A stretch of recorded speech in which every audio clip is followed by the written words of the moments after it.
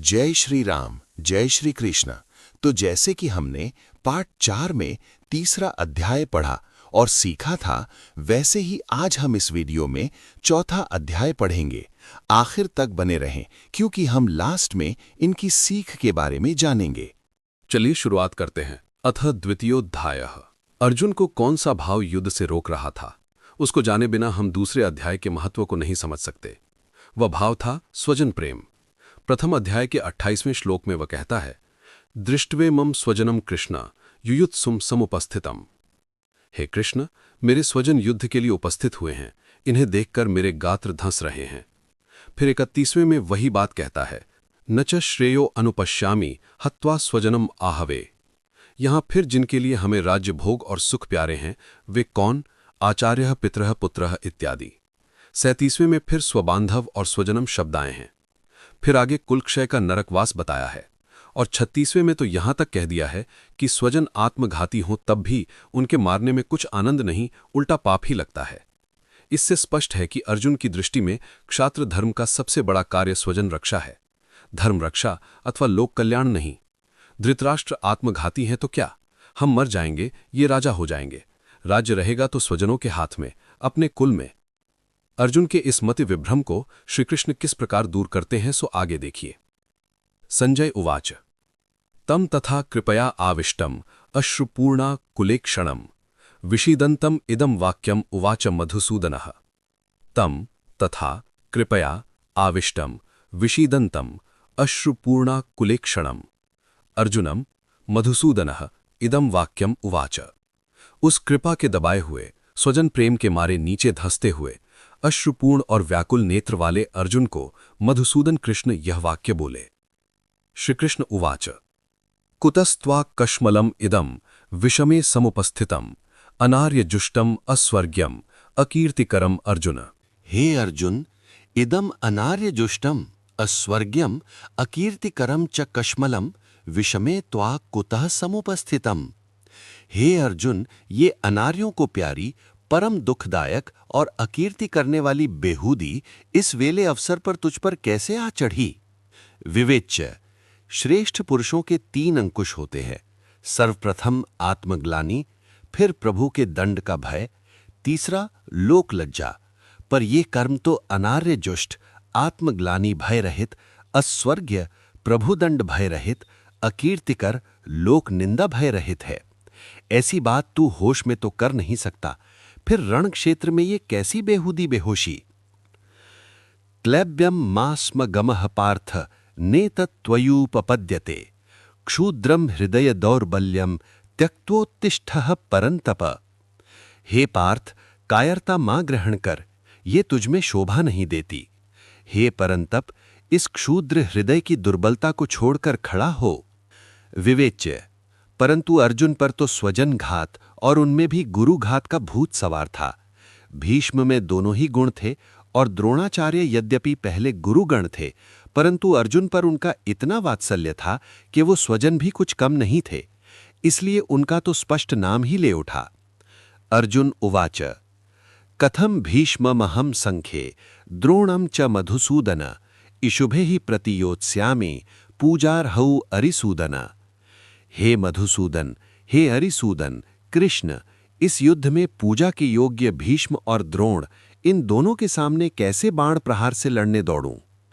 गुरून् अहत्वा ही महानुभावान् श्रेयो भोक्तुम भैक्ष्यमपि हलोके हत्वार्थ कामास्तु गुरूनिहैव भुञ्जीय भोगान् रुधिरप्रदिग्धान्। महानुभावान् गुरून् अहत्वा ही इहलोके भैक्ष्यमपि भोक्तुम श्रेयः गुरून् हत्वा तु इहेव अर्थकामान् रुधिर प्रदिग्धान भोगान भुंजीय। इन महानुभाव गुरुओं को ना मारने के कारण इस लोक में यदि भिक्षा मांगकर भी खाना पड़े तो भला। सोचिए तो सही, क्या इन गुरुओं को मारकर अर्थकामों का, रुधिर से लिप्त भोगों का उपभोग करूं? न चैतद विद्मः कतरन नो गरीयः यद्वा जयेम यदि वा नो जयेयुः यानी वहत्वा न जिजीविषामस ते अवस्थितः प्रमुखे धार्तराष्ट्रः। कतरत नः गरीयः यद्वा जयेम यदि वा नो जयेयुः एतच्च न विद्मः। यानेव धार्तराष्ट्रान् हत्वा न जिजीविषामः ते धार्तराष्ट्राः प्रमुखे अवस्थिताः। कभी इस लोक में निश्चित विजय लाभ देखे तो मनुष्य प्रयत्न करे, पर यहाँ तो हम में से कौन अधिक बलवान है, हम उन्हें जीतेंगे व वे हमें जीतेंगे, हम यही नहीं जानते। दूसरी ओर जय पराजय किसी की भी हो, स्वजन नाश तो निश्चित है। जिन्हें मारकर हम जीवित रहना भी पसंद नहीं करते, वे ही धार्तराष्ट्र सामने खड़े हैं। कार्पण्य दोषोपहत स्वभावः पृच्छामि त्वां धर्म सम्मूढ़ चीताः यत् श्रेयः स्यात् निश्चितं ब्रूहि तन्मे शिष्यस्तेहं शाधिमां त्वां प्रपन्नम। हे कृष्ण, आज दीनता के कारण मेरा क्षात्र स्वभाव शक्तिहीन हो गया है। ये दीनता भीरुता के कारण नहीं, किंतु मेरा चित्त आज ये निश्चय नहीं कर पा रहा कि धर्म मारना है अथवा न मारना। सो इसलिए मेरे लिए जो ग्रहणीय मार्ग है वो मुझे बता। मैं तेरा शिष्य हूं, मुझे शरणागत को शासन कर। न हि प्रपश्यामि ममापनुद्यात् यत् शोकमुच्छोषणमिन्द्रियाणाम् अवाप्य भूमा वसपत्नं मृद्धं राज्यं सुराणामपि चाधिपत्यम्। भूमौ वसपत्नं वृद्धं राज्यं सुराणामपि च आधिपत्यम् अवाप्य यत् मम इंद्रियाणाम् उच्छोषणं शोकमपनुद्यात् तत् नहीं प्रपश्यामि। धरती पर सब प्रकार से समृद्ध शत्रुहीन राज्य पाकर तथा वायु मेघ विद्युत आदि जड़ देवताओं पर आधिपत्य पाकर भी जो मेरी इंद्रियों को सुख डालने वाले युद्ध परिणाम के चिंतन से उत्पन्न शोक को दूर कर दे, ऐसी कोई वस्तु मैं नहीं देख रहा हूं। संजय उवाच एवं उक्त्वा हृषीकेशं गुडाकेशः परन्तपः न योत्स्य इति गोविंदम उक्त्वा तूष्णीम बभूवः। हे परंतप धृतराष्ट्र, अर्जुन इस प्रकार श्री कृष्ण से कहकर और हे गोविंद अब मैं नहीं लड़ूंगा यह कहकर चुप हो गया। तमुवाच हृषीकेशः प्रहसन्निव भारतः सेनयोर्भयोर्मध्ये विषीदन्तमिदं वचः। हे भारत, धृतराष्ट्र, दोनों सेनाओं के बीच इस प्रकार निढाल होते हुए उस अर्जुन को हंसते हुए श्री कृष्ण ने इस प्रकार वचन कहा। श्री कृष्ण उवाच अशोचानन्वशोचस्त्वं प्रज्ञावादांश्च भाषसे गतासून गतासूंश्च नानुशोचन्ति पंडिताः। त्वम् अशोच्यान् अनवशोचः प्रज्ञावादांश्च भाषसे पंडिताः गतासून अगतासूंश्च न अनुशोचन्ति। हे अर्जुन, तू उन पर शोक कर रहा है जो शोक करने योग्य नहीं हैं, और जिस प्रकार पंडित लोग यह जानते हुए भी कि हम भूल पर हैं बड़े बड़े लच्छेदार युक्ति प्रमाणों से उसे ठीक सिद्ध करना चाहते हैं, इसी प्रकार की पंडिताई तू झाड़ रहा है। क्या तू नहीं जानता कि वास्तविक पंडित गतासु अर्थात मरे हुए और अगतासु अर्थात जीवित प्राणियों पर शोक नहीं करते कि वे मर चुके, और जीते पर इसलिए शोक नहीं करते कि उन्हें कर्तव्य पालन करना है। सो शोक के लिए फुर्सत कहाँ। न त्वेवाहम जातु नासम न त्वम नेमे जनाधिपाः न चैव न भविष्यामः सर्वे वयम अतः परम।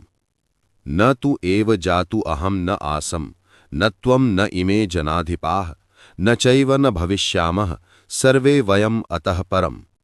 हे अर्जुन, न तो कभी कोई ऐसा समय था जब न मैं था न तू था और न ये सब राजा लोग थे, और न भविष्य में कभी ऐसा समय आने वाला है जब हम सब नहीं होंगे।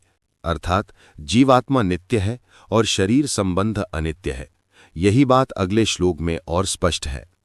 देहिनोऽस्मिन् देहे यथा कौमारम यौवनम जरा तथा देहांतर प्राप्तिः धीरः तत्र न मुह्यते।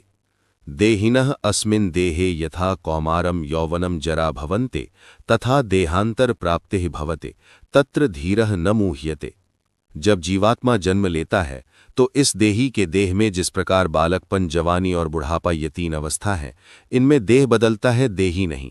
इसी प्रकार देहांतर प्राप्ति एक चौथी अवस्था है, इसलिए समझदार इसमें धोखा नहीं खाता। विवेच्य, जीवात्मा जीवात्मा सब एक से हैं, फिर उनमें भेद उत्पन्न करने वाली वस्तु क्या है?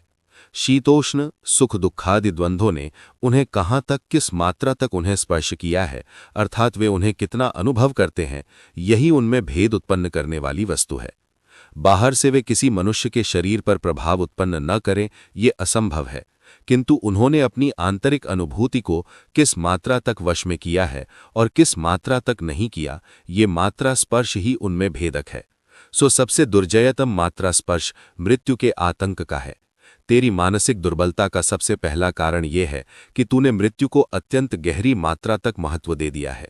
इसलिए कहते हैं कि मात्रा स्पर्शास्तु कौन्तेय शीतोष्ण सुख दुःखदाः आगमापायिनो नित्याः तां स्थितिक्षस्वदारत।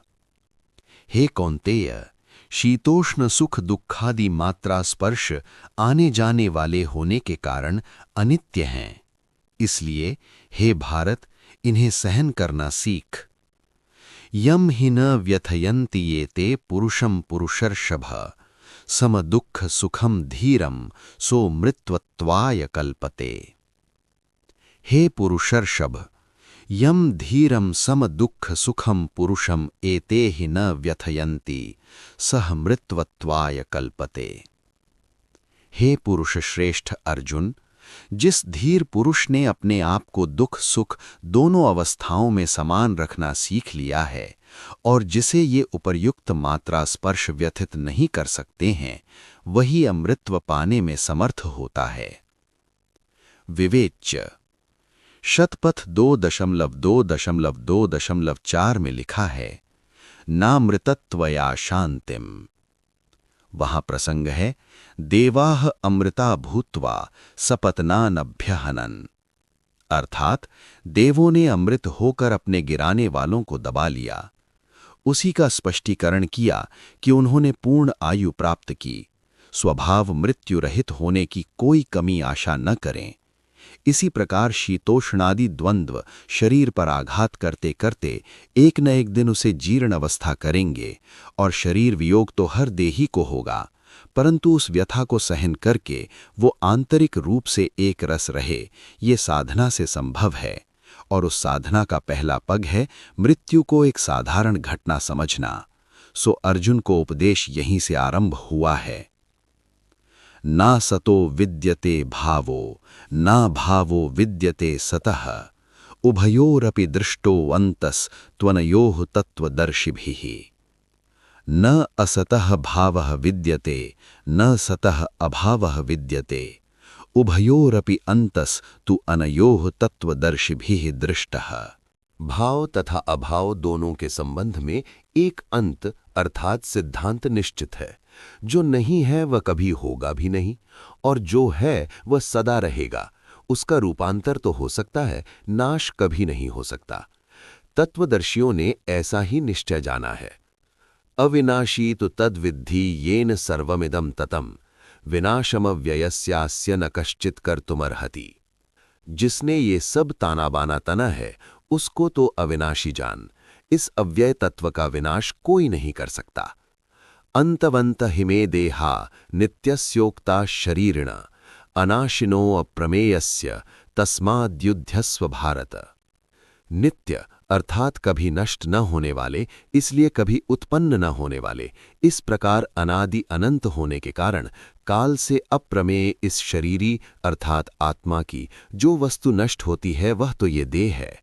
सो जब असली स्वामी नित्य है तो उसकी नष्ट होने वाली वस्तु की तू क्यों चिंता करता है? इसलिए हे अर्जुन, युद्ध कर। य एनम वेत्ति हंतारम यश्चैनम मन्यते हतम उभौ तौ न विजानीतः न अयम हन्ति न हन्यते। तुझे यही तो भय है कि तू हत्यारा हो जाएगा, परंतु जो इस जीव को हत्यारा मानता है वह भूल में है, क्योंकि जब कोई मरा ही नहीं तो हत्या कहाँ से हो गई। इसलिए हत्यारा मानने वाला तथा मरा हुआ मानने वाला दोनों ही कुछ नहीं जानते, क्योंकि जीव किसी को नहीं मारता, क्योंकि मारने से कोई मरता नहीं, केवल शरीर बदल लेता है। न जायते म्रियते वा कदाचिन नायं भूत्वा भविता वा न भूयः अजो नित्यः शाश्वतो यं पुराणो न हन्यते हन्यमाने शरीरे। अयं कदाचित् न जायते न वा म्रियते अयम भूत्वा भूयः न भविता इति न अजः नित्यः शाश्वतः पुराणः अयम शरीरे हन्यमाने न हन्यते। ये अनादि अनंत जीवात्मा न कभी पैदा होता है न मरता है। ये कभी होकर और फिर कभी नहीं होगा, ऐसा नहीं है। ये अजन्मा अर्थात अनादि, नित्य, शाश्वत अर्थात निरंतर चेष्टाशील सनातन तत्व है। शरीर के मारे जाने पर ये नहीं मरता। सो यदि नारियल का छिलका उतर गया तो हाय नारियल चिल्लाना मूर्खता है। वेदा विनाशिनम नित्यम य एनम अजमव्ययम कथम स पुरुषः पार्थ कम घातयति कम हन्ति। हे अर्जुन, जिसने इस जीवात्मा को अनादि अनंत नित्य और अविनाशी जान लिया, वो किस प्रकार किसी को मरवाता है और किस प्रकार किसी को मारता है। वासांसि जीर्णानि यथा विहाय नवानि गृह्णाति नरो अपराणि तथा शरीराणि विहाय जीर्णान्यन्यानि संयाति नवानि देहि। जिस प्रकार मनुष्य फटे पुराने वस्त्र उतारकर दूसरे नए ग्रहण कर लेता है, इसी प्रकार देही जीवात्मा पुराने शरीर छोड़कर नए दूसरे ग्रहण कर लेता है। विवेच्य। हे अर्जुन, सो विचार के नए कपड़े बदलने के दिन कोई रोता है कि हाय मेरे पुराने छूट गए। यदि किसी मनुष्य के घर चोर आवें और हीरे जवाहरात की पेटी सुरक्षित छोड़ जावें तथा कौड़ियां चुरा लें, तो वो हीरे जवाहरात के बच जाने पर खुशी मनावे अथवा कौड़ियों को रोवे। देख, इस युद्ध में जो असली स्वामी है उसका तो कुछ भी नहीं बिगड़ता। नैनम छिन्दन्ति शस्त्राणि नैनम दहति पावकः न चैनम क्लेदयन्त्यापो न शोषयति मारुतः। एनम शस्त्राणि न छिन्दन्ति एनम पावकः न दहति एनम आपः न क्लेदयन्ति मारुतः न शोषयति। इस शरीर के स्वामी जीवात्मा को शस्त्र काट नहीं सकते, आग जला नहीं सकती, पानी गीला नहीं कर सकता, पवन सुखा नहीं सकता। अच्छेद्यो यमदाह्योयम अक्लेद्यो शोष्य एव च नित्यः सर्वगतः स्थाणुर अचलोयम सनातनः। अयम अच्छेद्यः अयमदाह्यः अयमक्लेद्यः अयमशोष्यः एव च अयम नित्यः अयम सर्वगतः अयम स्थाणुः अयम अचलः अयम सनातनः। यही नहीं कि लोग इसे काटते नहीं, किंतु ये कट सकता नहीं, ये अच्छेद्य है, ये जल भी नहीं सकता, ये अदाह्य है, ये गल सकता नहीं, ये अक्लेद्य है, ये सूख सकता नहीं, ये अशोष्य है, नित्य है, संपूर्ण देह में अपनी शक्ति के विस्तार से व्याप्त है, स्थिर है, अचल है, सनातन है। अव्यक्तो यमचिन्त्यो यम अविकार्यो यमुच्यते तस्मादेवं विदित्वैनं नानुशोचितुमर्हसि। अयम अव्यक्तः अयम अचिन्त्यः अयम अविकार्यः उच्यते तस्मात् एवं विदित्वायेनं न अनुशोचितुमर्हसि। ये छिपा हुआ है, ये एक परमाणु किस प्रकार अनादि अनंत शक्ति लिए हुए है, ये अचिंत्य है। इसकी चेतना सूक्ष्म हो सकती है परंतु लुप्त नहीं हो सकती। इस दृष्टि से ये अविकार्य है। इसको इस प्रकार का जानकर तुझे इसकी मृत्यु पर शोक करना उचित नहीं। अथ चयनम नित्य जातम नित्यम वा मन्यसे मृतम तथापि त्वं महाबाहो नैवं शोचितुमर्हसि। हे अर्जुन, जीवात्मा या तो अजर अमर अविनाशी है या क्षणभंगुर, ये दो ही पक्ष हो सकते हैं। यदि ये अजर अमर है तो क्षणभंगुर देह के जाने से इसका बिगाड़ क्या, और यदि ये नित्य मृत है तब तो जब स्वामी ही नहीं रहा फिर तो किसी का कुछ बिगाड़ ही नहीं। जब भोगने वाला ही नहीं रहा तो रोए किसे। इसलिए हे महाबाहो, उस अवस्था में तो तुम्हें सुतराम शोक करना उचित नहीं। इस संसार में कोई अनहोनी घटना अचानक हो जाए तो धक्का भी लगे, परंतु जातस्य ही ध्रुवो मृत्यु ध्रुवम जन्म मृतस्य च तस्मात् परिहार्य अर्थे न त्वं शोचितुम अर्हसि। जातस्य ही मृत्यु ध्रुवा मृतस्य च जन्म ध्रुवम तस्मात् अपरिहार्य अर्थे त्वं शोचितुम न अर्हसि। जो पैदा हुआ है उसकी मौत निश्चित है, जो मरा है उसका जन्म निश्चित है। इस प्रकार जो अवश्यमेव हो के रहने वाली बात है उस पर शोक मनाना तुझे उचित नहीं। अव्यक्तादीनि भूतानि व्यक्त मध्यानि भारत अव्यक्त निधनान्येव तत्र का परिदेवना। हे भारत, भूतानि अव्यक्तादीनि व्यक्त मध्यानि अव्यक्त निधनान्येव तत्र का परिदेवना। इस संसार के प्राणी मात्र का आदि अव्यक्त है, अंत अव्यक्त है, केवल मध्य अर्थात वर्तमान थोड़ी देर के लिए स्पष्ट होता है। तो जो है ही रहस्य में छिपा हुआ, उसमें रोना धोना क्या। आश्चर्यवत् पश्यति कश्चिदेनम, आश्चर्यवद् वदति तथैव चनान्यः, आश्चर्यवत् चैनम अन्य शृणोति, श्रुत्वापि एनम वेद न चैव कश्चित्। पहले तो वे ही लोग बहुत थोड़े हैं जो इस जीवात्मा का रहस्य दर्शन करते हैं, और उनके भी पल्ले क्या पड़ता है, आश्चर्य। फिर कोई कोई उस आश्चर्य को वाणी द्वारा दूसरों तक पहुंचाते हैं, फिर श्रोताओं को भी सुनकर आश्चर्य ही होता है। और सच पूछो तो सुनने वाला आश्चर्य के अतिरिक्त कुछ जान भी तो नहीं पाता। तो हे अर्जुन, आश्चर्य का स्थान शोक को मत दे। देहि नित्यम अवध्यो अयम देहे सर्वस्य भारत, तस्मात् सर्वाणि भूतानि न त्वं शोचितुमर्हसि। हे भारत, सर्वस्य देहे अयम देहि नित्य अवध्यः, तस्मात् सर्वाणि भूतानि त्वं शोचितुम न अर्हसि।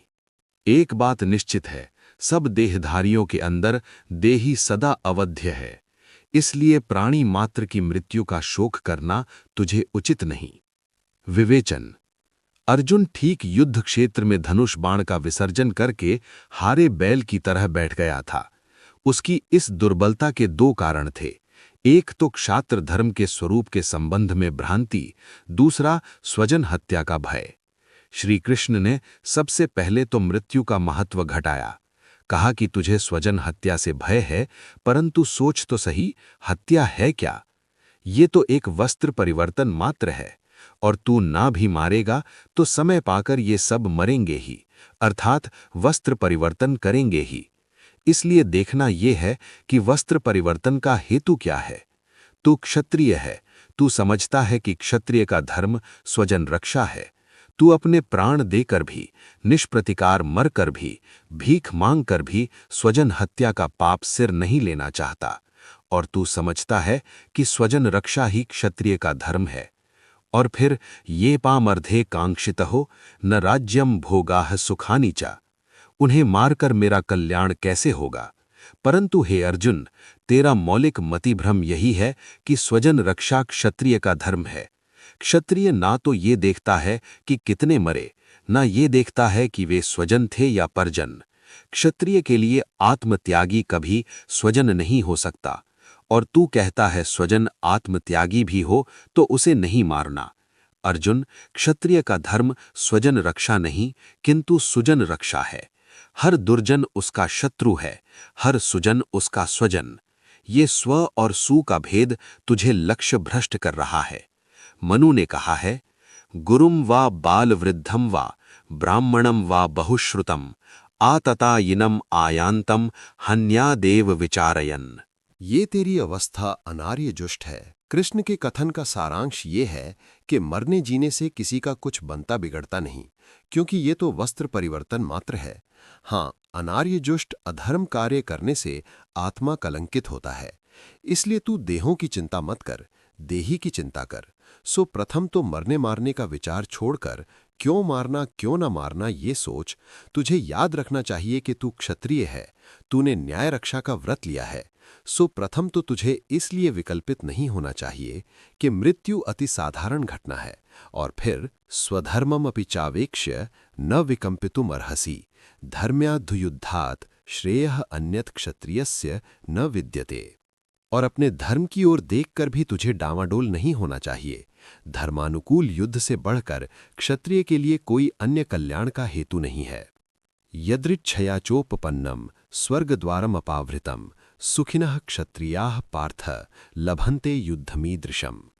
यदृच्छया च अपावपन्नम स्वर्गद्वारमुपपन्नम, हे पार्थ, ईदृशम युद्धम सुखिनः क्षत्रियाः लभन्ते। हे अर्जुन, क्षत्रिय के लिए युद्ध में करना ही बड़ी गौरव की वस्तु है, क्योंकि चाहे वह धर्म के पक्ष की ओर से लड़े, चाहे अधर्म के, वीरता के, निर्भयता के गौरव से तो कभी वंचित नहीं रहता। युद्ध में लड़कर मरने से आधा क्षात्र धर्म तो कहीं गया ही नहीं, किंतु इस प्रकार का युद्ध अर्थात धर्म की रक्षा के लिए धर्म की ओर से लड़ना मिले, तब तो अचानक ही सौभाग्य से स्वर्ग का द्वार खुला हुआ अपने आप मिल गया। इस प्रकार का युद्ध तो कोई बड़े भाग्यशाली क्षत्रिय पाते हैं। अथ चेत् त्वम् इमं धर्म्यं संग्रामं न करिष्यसि ततः स्वधर्मं कीर्तिं च हित्वा पापमवाप्स्यसि। कीर्तिम चाप हित्वा पापमवाप्स्यसि।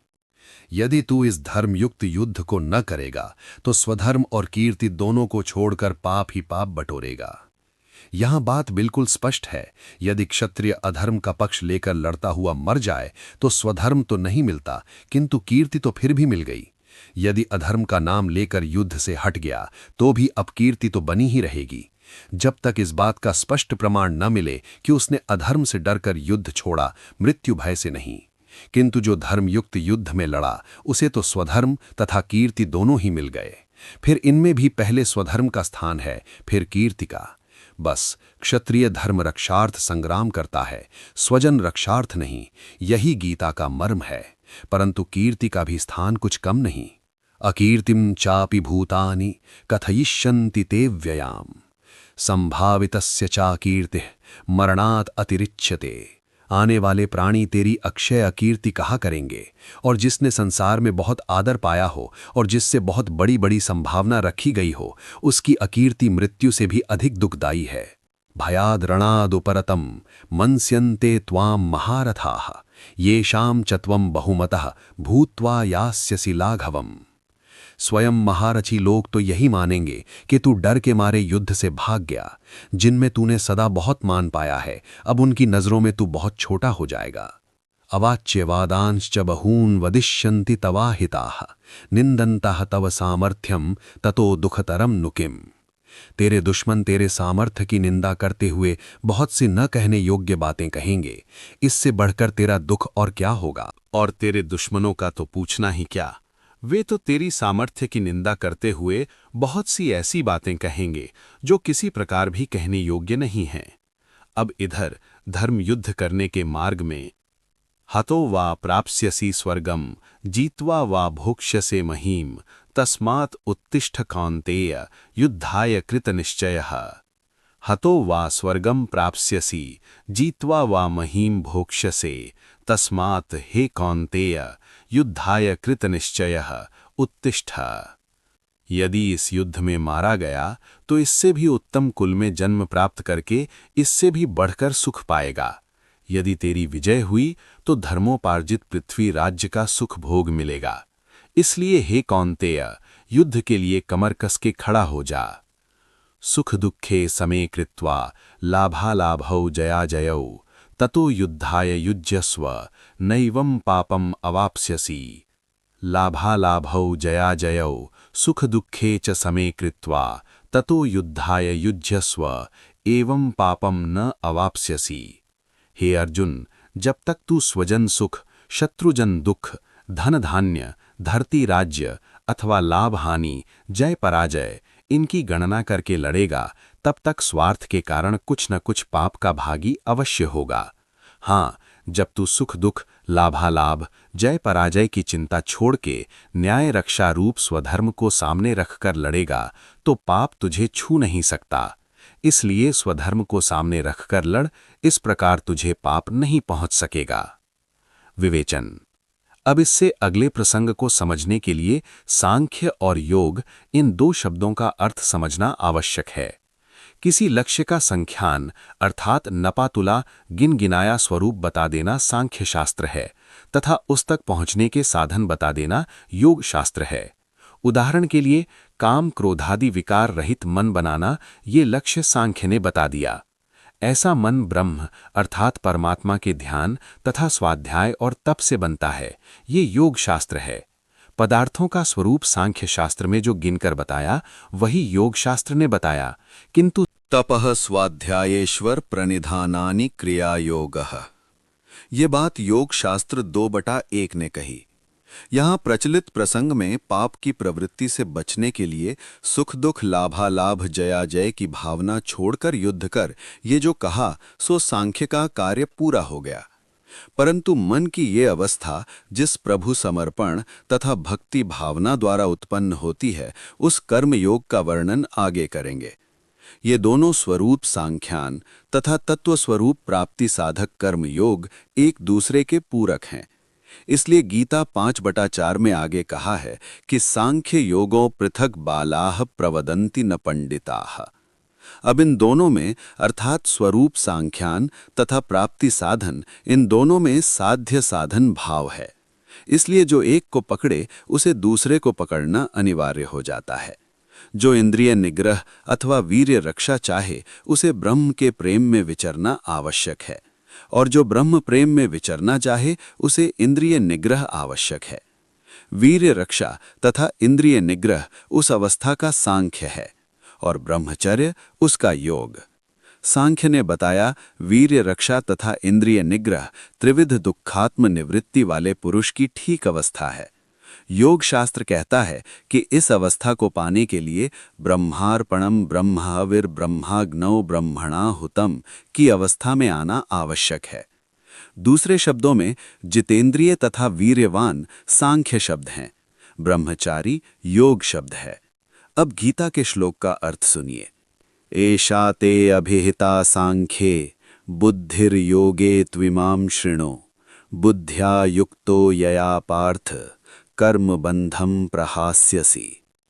हे अर्जुन, तुम्हें ये बुद्धि सांख्य के विषय में कही है। अब योग विषयक बुद्धि को सुन, जिससे युक्त होकर तू कर्म के बंधन को नष्ट कर सकेगा। वी सांख्य अर्थात यथार्थ स्वरूप निरूपक शास्त्र में सुख दुखे समय कृत्वा लाभा लाभौ जया जयौ ये बुद्धि बताई गई है। जिसके मन में धर्म बुद्धि उदय हो गई तथा सुख दुख लाभा लाभ जया जय बुद्धि सर्वथा लुप्त हो गई, वो कोई भी कर्म उतना करेगा जितना धर्म पूर्ति के लिए आवश्यक है, न न्यून न अधिक। बस इस अवस्था को पाने के लिए जो योग बुद्धि आवश्यक है, अब मैं तुम्हें वही बताऊंगा, जिससे तू कर्म बंधन से छूट जाएगा, कर्म से नहीं। उदाहरण के लिए एक गुरु के 2 शिष्य हैं, एक से उसे कुछ घृणा है, एक के प्रति आसक्ति। तो वो जहां आसक्ति है वहीं बंधा होने के कारण जहां 1 घंटा देना था वहां 1.5 घंटा बैठा रहा। ऐसा क्यों हुआ? आसक्ति के कारण अध्यापन कर्म बंधन बन गया। यदि उसमें आसक्ति न होती तो जितना समय जिसे देना चाहिए था उतना देता। ये है कर्म योग। दूसरा है कर्म बंधन। अर्जुन न्याय की रक्षा के लिए जुआरियों तथा द्रौपदी का चीरहरण करने वालों को दंड देने के लिए आया था, किंतु स्वजनों में आसक्ति मार्ग में बाधक हुई। उसे फिर कर्म योग में लाना श्री कृष्ण को अभीष्ट है। वो अवस्था प्रभु भक्ति के बिना आ नहीं सकती। इसलिए भगवान कृष्ण ध्यापन, भगवान कृष्ण वाणिये के मुख से वही उपदेश दिलवाते हैं। परंतु इसके मार्ग में बाधक हैं वेदवादी, इसलिए पहले उनका खंडन आवश्यक है। परंतु इससे पहले कि हम आगे बढ़ें, हमें वेदवादी तथा वैदिक इन दोनों में भेद समझ लेना आवश्यक है। वेद ने मनुष्य को परमात्मा के अर्पण करके निष्काम कर्म करना सिखाया तथा लोक कल्याणार्थ बड़े से बड़े त्याग का उपदेश दिया, और ये कर्म करना लोग घर घर में सीख जाएं, इसलिए कल्प सूक्तकारों ने अग्निहोत्र, दर्शपूर्ण मास, अश्वमेध आदि यज्ञों की कल्पना की। परंतु कालांतर में आलस्य, प्रमाद और लोभ के वशीभूत लोगों ने इस यज्ञ विधि को जादू टोने की विधि बना डाला। वैदिक लोगों ने ये बनाया तो इसलिए कि घर घर में लोग त्याग में जीवन का उपदेश प्राप्त करके उस पर आचरण करके मनुष्य मात्र का कल्याण करने में समर्थ हों। किंतु लोगों ने तो ये समझ लिया कि मंत्रों का स्वर सहित उच्चारण करने मात्र से तथा यज्ञ क्रियाओं के अनुष्ठान मात्र से कल्याण हो जाएगा। इसी भ्रम को दूर करने के लिए भगवान बादरायण व्यास ने वेदांत दर्शन की रचना की तथा उनके मुख्य शिष्य भगवान जैमिनी ने धर्मस्वरूप निर्देशक मीमांसा शास्त्र की रचना की। दोनों शास्त्र एक दूसरे के पूरक हैं, इसलिए एक का नाम पूर्व मीमांसा है, एक का नाम उत्तर मीमांसा। पूर्व मीमांसा धर्म का स्वरूप बताती है, उत्तर मीमांसा उस धर्म के ध्येय भगवान का स्वरूप बताती है। एक में वेद है, एक में वेदांत। पूर्व मीमांसा ने परिमार्जित रूप से यथार्थ तत्व ज्ञान के भंडार ब्रह्मा को भी वेद मानकर धर्म का स्वरूप बताया है, किंतु कालांतर में पूर्व मीमांसा पद्धति उत्तर मीमांसा से संबंध छोड़ बैठी और एक जादू टोने मात्र की श्रद्धाचार भरी प्रक्रिया बन गई। इस बात को समझाने के लिए एक दृष्टांत पर्याप्त होगा। कल्प सूत्रकारों ने लिखा कि अवकीर्णी अर्थात जिसका ब्रह्मचर्य भ्रष्ट हो जाए, वह गर्दभिष्ट अर्थात गधा यज्ञ करे, तात्पर्य यह कि जिस प्रकार गधा अति साधारण भोजन करता है किंतु बहुत अधिक परिश्रम करता है, इसी प्रकार अवकीर्णी भी भोजन की मात्रा कम करता जाए तथा स्वाध्याय की मात्रा बढ़ाता जाए तो एक समय आएगा जब निरंतर अभ्यास से वह ब्रह्मचर्य विरोधी भावों पर शासन करने में समर्थ हो जाएगा। परंतु मध्यकालीन मीमांसकों ने यह प्रचार किया कि विधि पूर्वक कुछ मंत्र पढ़कर चौराहे में गधे को काटकर हवन करने से नष्ट ब्रह्मचर्य का प्रायश्चित हो जाता है। यह तो बिल्कुल गंदी नाली के कीचड़ से वस्त्र धोने जैसी बात हो गई। ब्रह्मचारी का ब्रह्मचर्य नष्ट हुआ और गधा मारा गया। वेद ने कहा था पशु नाम रूपम, यजुर 39:4, किंतु इन मीमांसकों ने पशु नाम मांसम ही बना डाला। बस यही वेदवादी कहलाए। इनका यज्ञों की आराधना लोक कल्याण तथा निष्काम कर्म से कुछ संबंध नहीं रहा। ये तो लोगों को यह बताते फिरते थे कि इन मंत्रों को इस प्रकार पढ़ने से ग्राम मिल जाता है, इन मंत्रों से राज्य मिल जाता है, इन मंत्रों से स्वर्ग मिल जाता है। शास्त्र में उन यज्ञों का जो फल लिखा है वह सब यथार्थ है, किंतु वह फल उन मंत्रों का ठीक अर्थ जानकर उसके अनुसार आचरण करने से होता है, न कि मंत्रोच्चारण मात्र से। और मंत्रों का ठीक अर्थ भी तब समझ में आता है जब मंत्रों के अनुसार विनियोग की व्याख्या हो। अस्तु, इन्हीं विनियोग मात्र के पीछे चलने वाले स्वार्थपरायण लोगों को गीता में वेदवादी कहा है। इतनी बात समझ लेने से अब अगला सब प्रसंग समझ में आ जाएगा। हे अर्जुन, सत्य और सदाचार का मार्ग अति सरल है। इन वेद मर्मज्ञ वेदवादियों के विचारानुसार लंबी चौड़ी जटिल प्रक्रिया में एक मात्रा इधर उधर हो गई तो एकदम क्रमनाश हो गया। फिर उस प्रत्यवाय को दूर करने के लिए अमुक प्रायश्चित करो। ये ठीक है कि उस जटिल प्रक्रिया की एक एक मात्रा महत्वपूर्ण है, किंतु उसका महत्व उसका अर्थ जानकर तदनुकूल व्यक्ति तथा राष्ट्र का निर्माण करने में है। किंतु सत्य और सदाचार का मार्ग तो अति सरल है। यज्ञ प्रक्रिया में बारंबार इदम मम वाक्य का उच्चारण होता है, जिसका भाव है कि यज्ञ के लिए लोक कल्याण के लिए करो, स्वार्थ बुद्धि से नहीं। इसमें मेरा कुछ नहीं, ये भावना यज्ञ का सार है। इस पर आचरण करने से सारे मानव राष्ट्र का कल्याण है। किंतु अर्थ ज्ञान से शून्य चाहे इदम कहे चाहे इदम मम, न इसमें कुछ पुण्य है न उसमें कुछ प्रत्यवाय। हाँ, अशुद्ध पाठ का दोष तो अवश्य है, जिसे अर्थ ज्ञान तुरंत ठीक कर लेता है।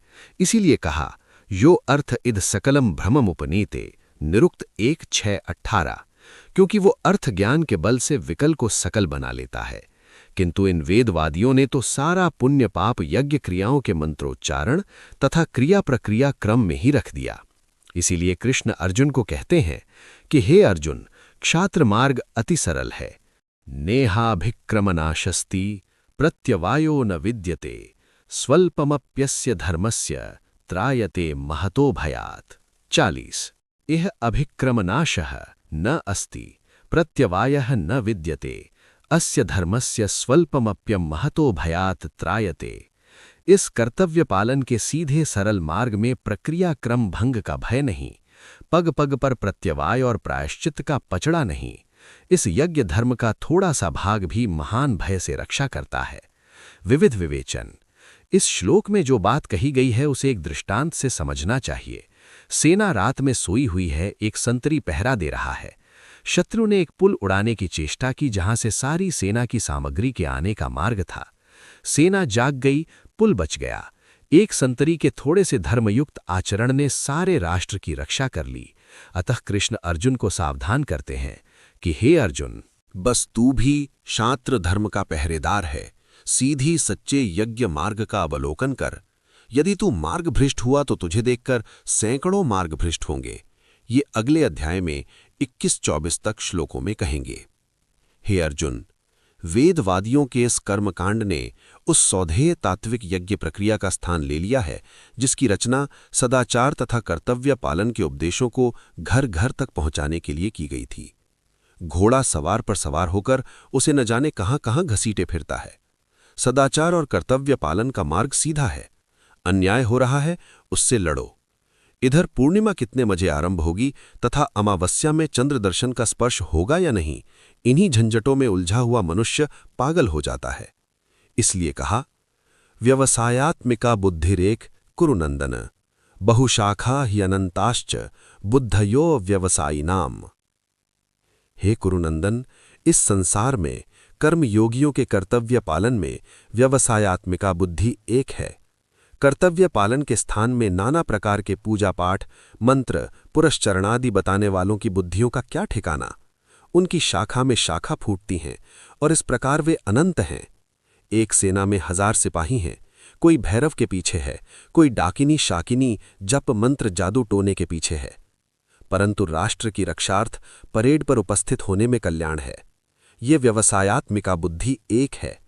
सच्चे क्षत्रिय न्याय की रक्षा तथा अन्याय के नाश में व्यवसायात्मिका बुद्धि लेकर चलते हैं। तू आज उस मार्ग से विचलित हो रहा है। याम इमाम पुष्पिताम वाचम प्रवध्यन्ति य विपश्चितः वेदवाद रताः पार्थ नान्यदस्तीति वादिनः।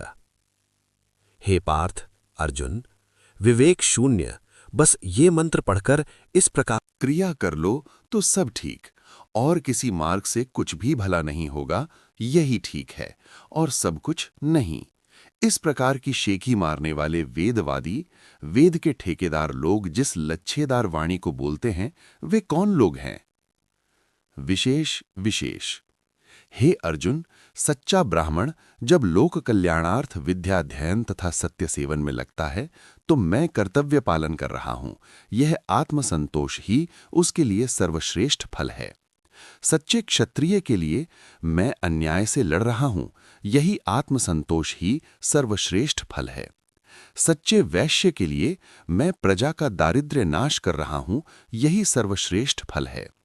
सच्चे शूद्र के लिए मैंने अपना समय व्यर्थ खोया तो भी मैं परिश्रमोपार्जित अन्न खाऊंगा तथा किसी लोक सेवक की ही सेवा करूंगा, यह व्रत सर्वश्रेष्ठ संतोष है। इन सब को लोक कल्याण के बदले भोग, ऐश्वर्य, उत्तम जन्म आदि कर्मफल अवश्य मिलते हैं, किंतु उनका लक्ष्य वो नहीं, आत्मसंतोष ही उनका प्रेरक भाव है। उन्हें कोई लच्छेदार बातों में नहीं भुला सकता। परंतु ये वेदवादी तो कामात्मानः स्वर्गपराः जन्म कर्म फलप्रदाम्। अतएव कामात्मानः स्वर्गपराः भोगैश्वर्य गतिम प्रति क्रिया विशेष बहुलाम जन्म कर्म फलप्रदाम्। ये तो कामनाओं में आसक्त हैं। इनका प्रेरक भाव ही वह कामात्मता है, जिसके लिए मनु ने 2:2 में कहा है, कामात्मता न प्रशस्ता। स्वर्ग अर्थात नानाविध सुख सब धर्मात्माओं को मिलता है, किंतु वे धर्मात्मा होते हैं, कामात्मा नहीं। पर इन वेदवादियों के चंगुल में फंसने वाले स्वर्गपरायण होते हैं। इसलिए ये वेदवादी भी स्वर्गपरायण होकर इस कर्म से यह उत्तम राजा का जन्म मिलेगा, इस कर्म का यह सुख फल होगा, इस कर्म से यह भोग मिलेगा, इस कर्म से यह ऐश्वर्य मिलेगा, इस प्रकार के चित्र विचित्र अनुष्ठानों से भरी हुई जिस लच्छेदार वाणी को बोलते हैं, भोगैश्वर्य प्रसक्तानाम तया अपहृत चेतसाम व्यवसायात्मिका बुद्धि समाधौ न विधीयते। तथा अपहृत चेतसां भोगैश्वर्य प्रसक्तानां समाधौ व्यवसायात्मिका बुद्धि न विधीयते। उस लच्छेदार वाणी से जिनका चित्त अपहरण कर लिया जाता है, उन भोग और ऐश्वर्य में आसक्त लोगों की कर्तव्य पालन में बुद्धि व्यवसायात्मिका नहीं होती, इसीलिए एकाग्र नहीं होती। विविध विशेष भाव यह है कि इन भोगैश्वर्यवादियों की कुसंगति से तू स्वजन रक्षा को न्याय रक्षा से बड़ा समझने लगा है, परंतु इनको तो कोई कह दे कि अमुक के बेटे को मारकर उसके रुधिर में स्नान करने से तुझे बेटा होगा, तो ये पुत्र प्राप्ति रूप भोग के लिए पर रक्षा रूप धर्म को छोड़कर निरपराध बालक को मारने को तैयार हो जाएंगे। ब्रह्मचर्य भंग के दोष को दूर करने के लिए गधा मारकर हवन करने लगेंगे। राजमहिषी तथा घोड़े का समागम कराने में भी संकोच नहीं करेंगे। हे अर्जुन, तू वैदिक बन, वेदवाज मत बन। वर्ण धर्म सबसे ऊंचा है, तू क्षत्रिय व्रतधारी है, अपना व्रत भंग न कर। जब लौकिक राज्य तक का मोह छोड़ दिया तो अन्यायपरायण स्वजनों के मोह में क्यों फंसता है। त्रैगुण्य विषया वेदाः निस्त्रैगुण्यो भव अर्जुना, निर्द्वंद्वो नित्य सत्वस्थो निर्योगक्षेमो आत्मवान। हे अर्जुन, वेद त्रिगुण विषय वाले हैं, पर तू त्रिगुण से रहित बन, द्वंद्वों से मुक्त हो जा, नित्य सत्वस्थ बन, योगक्षेम की चिंता से रहित हो और आत्मवान बन।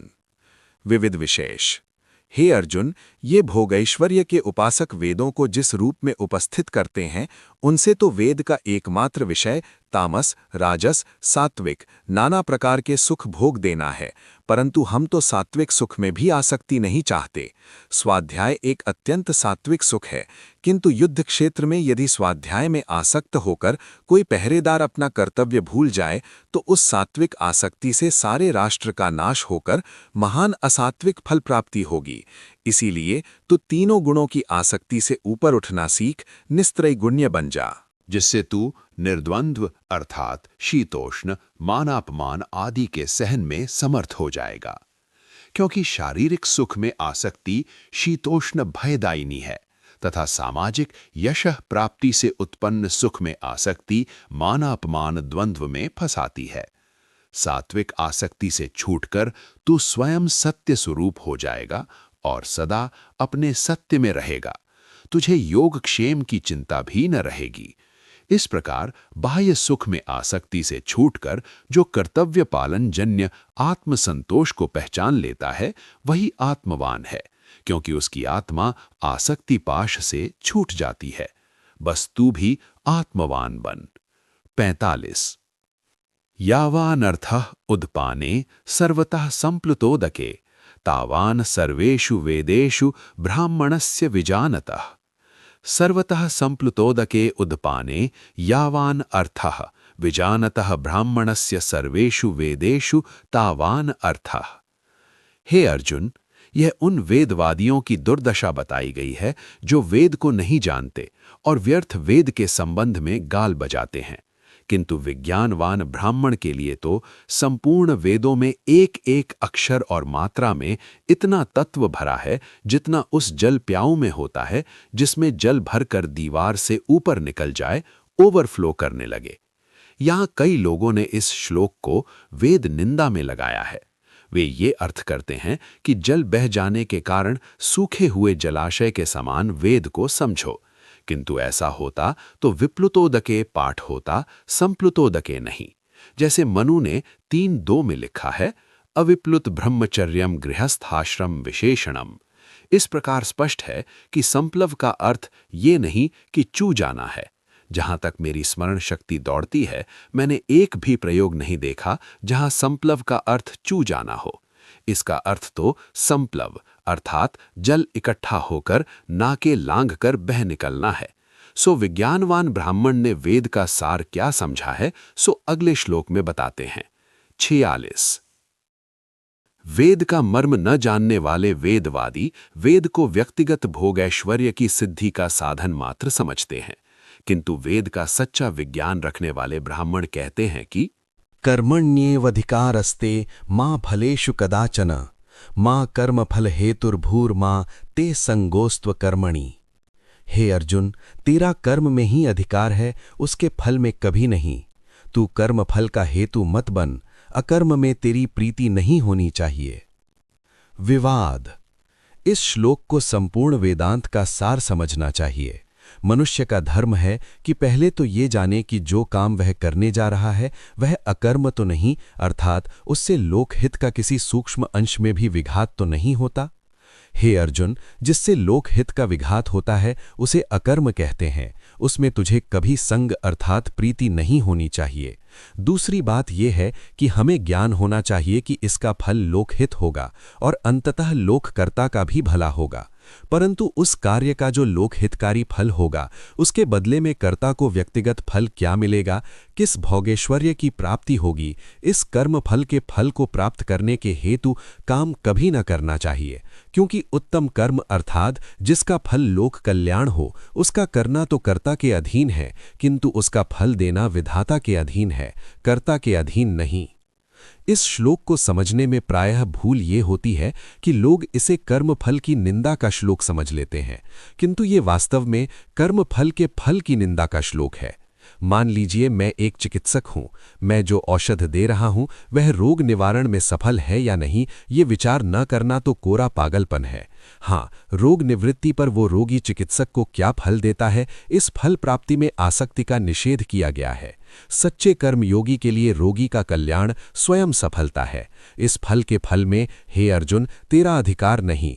ये विधाता का क्षेत्र है। हाँ, यदि तुम्हें यथोचित दक्षिणा न देने से कार्यकर्ता का चरित्र दूषित होता है तथा उसमें कृतघ्नता आती है तो उसका ठीक करना भी हमारा कर्तव्य है, किंतु बदले की भावना से प्रेरित होकर नहीं, उसके सुधार के लिए तथा प्रजाहित की भावना से उसका शासन आवश्यक है।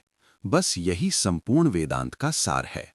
39वें श्लोक में कह आए हैं कि सांख्य बुद्धि तो लक्ष्य की सूचना से परिचय कराती है, योग बुद्धि वह साधन बताती है जिससे मनुष्य सांख्य बुद्धि संपन्न हो जाता है, और इस बुद्धि से युक्त मनुष्य कर्म बंधन से छूट जाता है, अर्थात वह आसक्तिहीन होने से हर कर्म को वहां तक करता है जहां तक लोक कल्याण हो। भोजन शरीर रक्षा के लिए है, शरीर धर्म रक्षा के लिए, किंतु जिह्वा के रस में आसक्त मनुष्य भोजन रूप कर्म के बंधन में पड़ जाता है। उसका भोजन शरीर रक्षा का साधन न होकर शरीर रक्षा में बाधक हो जाता है। परंतु आसक्तिहीन मनुष्य कर्मों को बांधकर अपनी इच्छानुसार चलाता है। कर्म उसे जहां चाहें घसीट नहीं सकते। बस इस कर्म बंधन रहित अवस्था तक पहुंचना बुद्धि योग से युक्त होना कहलाता है। इसलिए कहा, योगस्थः कुरु कर्माणि संगम त्यक्त्वा धनंजया सिद्ध्य सिद्ध्योः समो भूत्वा योगः समत्वम योग उच्यते। हे अर्जुन, तू फल में आसक्ति छोड़कर सिद्धि में आत्मसंयम द्वारा सिद्धि के समय में मद में ना आ और धैर्य द्वारा असिद्धि के समय में निराशा में ना आ। ये संपत्ति विपत्ति में एक रस भाव से लक्ष्य की ओर बढ़ना ही वह समत्व है जिसे कहा कि योगे स्थितन कुरु कर्माणि, गीता 2:39। इस योग बुद्धि से योग में स्थित होकर कर्म कर, इसी समत्व का नाम योग है। मीमांसादि शास्त्रों में नाना प्रकार के भोगैश्वर्यादि की प्राप्ति के लिए जो कर्मकांड बताया गया है, उसे ठीक जानकर उस पर आचरण करके सुख लाभ भी कर लें तो भी वह आसक्तिहीन कर्म के सामने तुच्छ है। व्यक्तिगत सुख लाभ की अभिलाषा से सदाचार मुक्त होकर प्राप्त किया हुआ चक्रवर्ती राज्य सुख तो देगा, परंतु प्रजाहित भावना से शुद्ध निष्काम सदाचार की भित्ति पर खड़े हुए चक्रवर्ती राज्य की तो क्या, एक कुटुंब राज्य की तुलना में भी वो छोटा है। इसीलिए कहा, दूरेण ह्यवरम कर्म बुद्धि योगात् धनंजय बुद्धौ शरणमन्विच्छ कृपणः फलहेतवः। हे धनंजय, यह भोग ऐश्वर्य में आसक्त मनुष्यों का कर्म, मनुष्य का राज्य बुद्धि योग से बहुत दूर पीछे है। इसलिए तू इसका अनासक्त बुद्धि में डेरा डाल। जो फल के पीछे मरते हैं वे चक्रवर्ती राज्य पाकर भी हाय हाय करने वाले दीन बने रहते हैं। बुद्धि युक्तो जहाति इह उभे सुकृत दुष्कृते तस्माद् योगाय युज्यस्व योगः कर्मसु कौशलम। हे अर्जुन, बुद्धि युक्त मनुष्य इस संसार में सुकृत और दुष्कृत दोनों प्रकार के कर्मों में आसक्ति को छोड़ देता है। इसीलिए तू योग के लिए प्रयत्न कर। कर्मों में कौशल का नाम ही योग है। वी। हे अर्जुन, दुष्कृत में आसक्ति की अपेक्षा भी सुकृत में आसक्ति को छोड़ना और कठिन है। यदि विभीषण अर्जुन के समान स्वजन मोह में आसक्त होता तो विश्व कल्याण में नहीं लग सकता था, और यदि पौराणिक प्रहलाद, वह कथा सत्य है या काल्पनिक, इस विवाद में न जाकर पिता की आज्ञा पालन रूप सुकृत में आसक्त होता तो प्रभु भक्ति से वंचित रह जाता। किंतु जिसको यह अनासक्ति योग की बुद्धि प्राप्त हो गई, वह दुष्कृत को और विशालतर सुकृत में बदलकर लघुतर सुकृत को, इन दोनों को त्याग देता है। इसीलिए तू इस अनासक्ति योग की प्राप्ति के लिए जुट जा। योग शास्त्रीय गुत्थी को सुलझाने का नाम नहीं, किंतु जीवन में लोक कल्याणार्थ कौन सा कर्म हेय है, कौन सा उपादेय है, कौन सा राष्ट्र रक्षार्थ शत्रु की ढाल बनी हुई गायों के वध के समान सुकृत है, और कौन सा गायों के पीछे छिपे हुए राष्ट्र शत्रुओं को छोड़ देने के समान। मुख्यतः इस धर्म के तात्विक निरूपण में कुशलता का नाम ही योग है, और ये बुद्धि योग अनासक्ति के बिना प्राप्त नहीं हो सकता। जो लोग इस अनासक्ति योग को प्राप्त कर लेते हैं वे जन्म के बंधनों से घबराते नहीं, विपरीत से विपरीत परिस्थितियों की दीवार को तोड़कर पार हो जाते हैं। इसलिए कहा कि कर्मजम बुद्धि युक्ता ही फलम त्यक्त्वा मनीषिणः जन्म बंध विनिर्मुक्ताः पदम गच्छन्ति अनामयम्। बुद्धि युक्ताः ही मनीषिणः कर्मजम फलम त्यक्त्वा जन्म बंध विनिर्मुक्ताः अनामयम् पदम गच्छन्ति। जिस प्रकार पक्षी अंडे में बंद पैदा होता है, इसी प्रकार हर व्यक्ति पूर्व जन्म में किए पाप पुण्य के समूह रूपी अंडे में घिरा पैदा होता है, जिसे लोग भाग्य कहते हैं। किंतु बुद्धि योग से युक्त महान ज्ञानी लोग कर्म से उत्पन्न फल को त्याग कर और जन्म के बंधन से मुक्त होकर रोग शोक से रहित परम पद को प्राप्त हो जाते हैं। विशेष विवेचन: जिनको ये योग बुद्धि प्राप्त हो गई है, वे दृढ़ संकल्प वाले लोग हाय विधाता ने हमें कैसा उल्टा भाग्य दिया, इस प्रकार का रोना धोना छोड़ देते हैं, क्योंकि उन्होंने कर्म फल में आसक्ति छोड़ दी है। इसलिए जन्मजात परिस्थितियों के बंधन रूपी दीवारों को तोड़कर वे अनामय अर्थात रोग बाधा रहित पद को प्राप्त होते हैं। दुख से मुक्ति का सर्वश्रेष्ठ उपाय दुख की दीवारों से लड़ने में रस अनुभव करना है, जो अभ्यास साध्य है। इसी का दूसरा नाम वीर रस है। इसी से अनामय पद मिलता है। हे अर्जुन, वीर कर्म योगी को मीमांसा की उलझन आ घेरती है, जैसी उलझन ने आज तुझे घेर लिया है। परंतु अंत को सदुपदेश से अथवा स्वयं मंथन करके उसे वो दशा प्राप्त होती है कि जब वो कह उठता है कि अब सुनने सुनाने का समय नहीं, बस अब तो कर डालने का है। उस अवस्था का वर्णन अगले श्लोक में करते हैं। यदा ते मोह कलिलम बुद्धिर्व्यतितरिष्यति तदा गंतासि निर्वेदम श्रोतव्यस्य श्रुतस्य च। यदा ते बुद्धिः मोह कलिलम व्यतितरिष्यति तदा श्रोतव्यस्य श्रुतस्य च निर्वेदम गंतासि। हे अर्जुन, जब अनासक्ति योग के बल से तेरी बुद्धि मोह रूप दलदल को पार कर लेगी, इस स्वजन मोह के स्थान में शास्त्र धर्म के पालन की बुद्धि उदय होगी, तब तो कहेगा बस बस बहुत हो लिया, अब और अधिक लज्जित न करोगे। अब तुझे कुछ श्राव्य नहीं है उल्लू। मैंने अपनी मूर्खतावश मोह में फंसकर आपको इतना कहने पर विवश किया। आपसे इतना सुना, इससे मुझे अपने पर लज्जा हो रही है। बस अब तो कुछ कहिए, अब मेरा युद्ध कौशल और क्षात्र धर्म परायणता देखिए। और हुआ भी ऐसा ही। गीता का उपसंहार इस प्रकार है। नष्टो मोहः स्मृतिलब्धात्वत् प्रसादान् मयाच्युत स्थितो अस्मि गत संदेहः करिष्ये वचनम तव। बस इसके बाद सुनना कहाँ। श्रुति विप्रपिन्नाते यदा स्थास्यति निश्चला समाधौ अचला बुद्धिः तदा योगमवाप्स्यसि। 53। यदा श्रुति विप्रपन्नाते बुद्धिः निश्चला भूत्वा समाधौ अचला स्थास्यति तदा योगमवाप्स्यसि। हे अर्जुन, जब श्रुति से वैदिक सिद्धांत से विपरीतता को प्राप्त हुई तेरी बुद्धि चंचलता से रहित होकर समाधि में स्थिर हो जाएगी, तभी तू योग की अवस्था को प्राप्त होगा। विवेक विवेक। हे अर्जुन, एकांत में जाकर प्राणायाम पूर्वक ब्रह्म ध्यान का ही नाम योग नहीं। क्षत्रिय, वैश्य, शूद्र कोई भी अपने कर्तव्य पालन में जब एकाग्र होकर अन्य भाव से लगता है, तब वो योगी कहलाता है। जिस प्रकार ब्रह्मार्पणम ब्रह्म हविर ब्रह्माग्नौ ब्रह्मणाहुतम ब्रह्मेव तेन गंतव्यम ब्रह्म कर्म समाधिना। इसी प्रकार क्षात्र कर्म समाधि भी समझनी चाहिए। परंतु आज तो तेरी बुद्धि वैदिक क्षात्र धर्म के मार्ग से विचलित हो गई है। आज तो तुझे वेद में आस्था नहीं रही। तेरी बुद्धि श्रुति की सत्यता में भी विप्रतिपत्ति करने लगी है। वेद ने कहा है, धृतव्रताः क्षत्रिया यज्ञ निर्दिष्टो बहुदक्षिणाः अग्निहोत्राः शतस्नाताः अहिंसोपो असूयवः। वृत्रासुर के वध के समय में क्षात्र धर्म का व्रत धारण किए हुए, यज्ञ को ही अपना उद्धारक मानने वाले, अत्यंत दीप्ति के साथ हिंसा की हिंसा द्वारा अक्षरों की शोभा बढ़ाने वाले, अग्नि के अंदर सर्वस्व आहुति करने वाले, ज्ञान के सेवक और परस्पर द्वेष रहित क्षत्रियों ने ही इंद्र की अनुयागिनी सेनाओं का सर्जन किया। यदि तुझे वेद में श्रद्धा होती तथा तेरी बुद्धि श्रुति विप्रतिपन्न न होती, तो तू क्षात्र धर्म में संदेह कैसे करता। आज तेरी बुद्धि चंचल है, निश्चल नहीं। जब तेरी वेद में निश्चल श्रद्धा होगी तो तेरी बुद्धि स्वजन मोह के दलदल को पार कर लेगी। तब तुझे अनासक्तिमय बुद्धि योग प्राप्त होगा। तब तेरी बुद्धि क्षात्र धर्म पालन में भी अचल हो जाएगी। तब तुझे क्षात्र धर्म समाधि प्राप्त होगी और तू सच्चा कर्म योगी बन जाएगा। आज तो श्रुति में भी तेरी श्रद्धा नहीं रही, इसलिए तू स्थित प्रज्ञ बन। अर्जुन बोला कि हे श्री कृष्ण, तुष्टि नहीं हुई। आप मुझे स्थित प्रज्ञ बनने को कहते हैं, सो जरा स्थित प्रज्ञ के संबंध में विस्तार से कहिए। अर्जुनोवाच स्थितप्रज्ञस्य का भाषा समाधिस्थस्य केशव स्थितधीः किं प्रभाषेत किमासीत व्रजेत किम। हे केशव, समाधिस्थस्य स्थितप्रज्ञस्य का भाषा स्थितधीः किं प्रभाषेत किमासीत किम व्रजेत।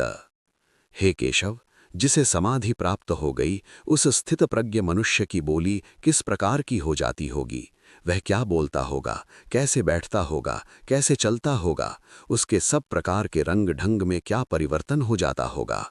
श्री कृष्ण बोले, प्रजाहति यदा कामान सर्वान् पार्थ मनोगतान् आत्मनि येवात्मना तुष्टः स्थितप्रज्ञः तदोच्यते। हे पार्थ, यदा मनुष्यः मनोगतान् सर्वान् कामान् प्रजाहति यदा च आत्मनि आत्मना येव तुष्टः तदा सः स्थितप्रज्ञः उच्यते। हे अर्जुन, स्थित प्रज्ञ की सबसे पहली पहचान ये है कि जब वो मैंने जो किया उसकी दूसरे क्या प्रशंसा करेंगे, तुझे क्या पदवी, क्या भोगैश्वर्य प्राप्त होगा, इस प्रकार की सब मनोगत कामनाओं को वो छोड़ देता है। और जब मैंने एक पवित्र कर्म किया है, ये आत्मसंतोष ही उसकी दृष्टि में एकमात्र संतोष रह जाता है, तब वो स्थित प्रज्ञ कहलाता है। स्थित प्रज्ञ की दूसरी पहचान ये है कि दुःखेष्वनुद्विग्न मनाः सुखेषु विगत स्पृहः वीतराग भय क्रोधः स्थितधी मुनिरुच्यते। दुःखेषु अनुद्विग्न मनाः सुखेषु विगत स्पृहः वीतराग भय क्रोधः मुनिः स्थितधीः उच्यते। जब मनुष्य संतोष अपने अंदर ढूंढता है और परोपकार तथा प्रभु की आज्ञा पालन में संतुष्ट रहता है, बाहर की कामनाओं की पूर्ति में संतोष नहीं ढूंढता, तो कर्तव्य पालन में जो दुख उसे होता है उससे उसका मन उद्विग्न नहीं होता और भोगैश्वर्य के सुख में स्पृहा नहीं रहती। जब किसी वस्तु में राग नहीं रहता तो भय कहाँ का, और क्रोध भी प्रबल इच्छा के विघात से होता है। पर जब स्पृहा नहीं रही तो तद्विघात जन्य क्रोध कहाँ से? सो इस प्रकार का मुनि स्थित प्रज्ञ कहलाता है। यह सर्वत्र अनभिस्नेहः तत्तत् प्राप्य शुभाशुभम नाभिनंदति न द्वेष्टि तस्य प्रज्ञा प्रतिष्ठिता। यह सर्वत्र अनभिस्नेहः तत्तत् प्राप्य शुभाशुभम नाभिनंदति न द्वेष्टि तस्य प्रज्ञा प्रतिष्ठिता। जो सर्वत्र आसक्ति से रहित हो जाता है और नाना प्रकार के शुभ तथा अशुभ वृत्तांतों को प्राप्त करके शुभ में फूलता नहीं और अशुभ में दुखी नहीं होता, उसकी प्रज्ञा प्रतिष्ठित है, ऐसा समझो। यदा संहरते चायम कूर्मो अंगानिव सर्वशः इंद्रियाणि इंद्रियार्थेभ्यः इंद्रियाणि संहरते तस्य प्रज्ञा प्रतिष्ठिता। मनुष्य का सिर एक कछुए के समान है, ऊपर कठोर हड्डी, बीच में कोमल भेजा। जिस प्रकार किसी भय के उपस्थित होने पर कछुआ अपने सिर तथा पैरों को अंदर समेट लेता है, इसी प्रकार अभ्यास को एक बार सब इंद्रियों को अपने अपने विषयों से पृथक रखना पड़ता है। जिस समय वो इंद्रियों को अंदर समेट लेता है, उस समय उसकी प्रज्ञा प्रतिष्ठित जानो। इस क्रिया को योग दर्शन में प्रत्याहार कहते हैं। ये समाधि अर्थात एकाग्रता में परम सहायक है, परंतु फिर भी संपूर्ण एकाग्रता नहीं। असली विश्राम स्थान तो प्रभु प्रेम की प्राप्ति है, ये अगले श्लोक में बताते हैं।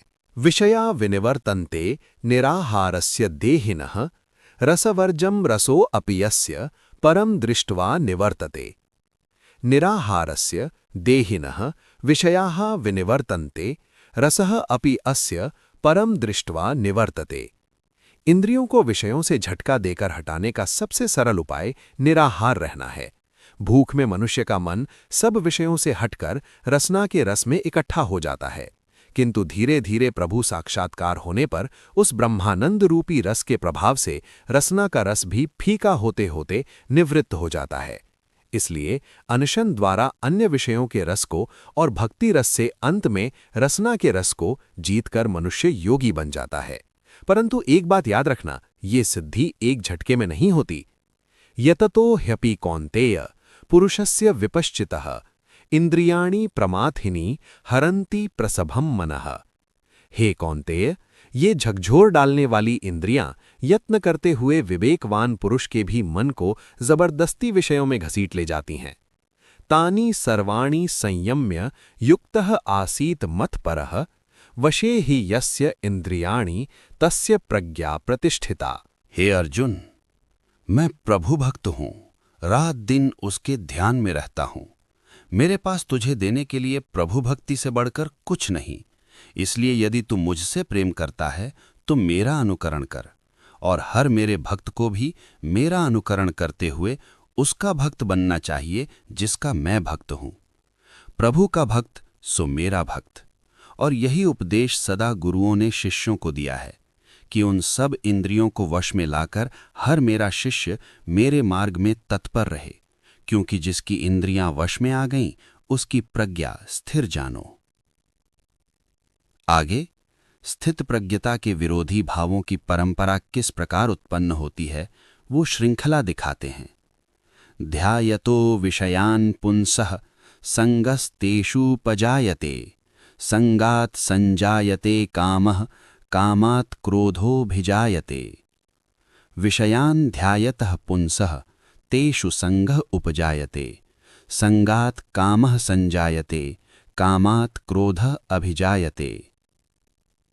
आहा, क्या मजेदार रसगुल्ला था इत्यादि शब्दों से आकर्षण पूर्वक किन्हीं भी इंद्रियों के विषयों का ध्यान करते हुए मनुष्य की उस ध्येय वस्तु में आसक्ति उत्पन्न हो जाती है। आसक्ति से फिर किसी भी उपाय से उस वस्तु को प्राप्त करने की कामना उत्पन्न हो जाती है। फिर यदि उस कामना की पूर्ति में किसी प्रकार की बाधा पड़े तो क्रोध उत्पन्न हो जाता है। क्रोधात् भवति सम्मोहः, सम्मोहात् स्मृति विभ्रमः, स्मृतिभ्रंशात् बुद्धिनाशो, बुद्धिनाशात् प्रणश्यति।